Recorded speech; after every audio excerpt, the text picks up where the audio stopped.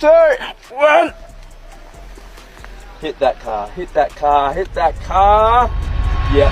Est-ce que tu t'es déjà demandé d'où venait le métier de DJ? Aujourd'hui, on sait tous ce que c'est un DJ et on en a tous déjà au moins vu une fois dans notre vie. Déjà, DJ, pour ceux qui ne savent pas, ça veut dire disque jockey, autrement dit passeur de disques. À la base, dans les années 40-50, c'était surtout les animateurs radio qui passaient des disques à l'antenne. Puis dans les fameuses années 70, le DJ sort enfin de la radio pour arriver dans les clubs.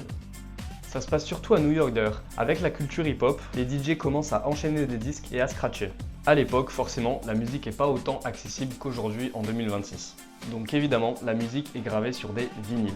Du coup, le métier de DJ, c'est d'aller directement chez le disquaire pour trouver les dernières nouveautés qui sont sorties et les partager dans le club le soir même. Mais on a un deuxième problème. Forcément, une fois que le premier disque est terminé, il fallait l'enlever et le temps de prendre un deuxième disque et de le mettre dessus, ça laissait un gros blanc dans la boîte. Et ça, on sait tous qu'un blanc dans une soirée, forcément, ça casse l'ambiance. C'est donc à ce moment-là que le métier de DJ est né et est devenu forcément beaucoup plus technique. Le DJ avait donc 2 tourne-disques et une table de mixage.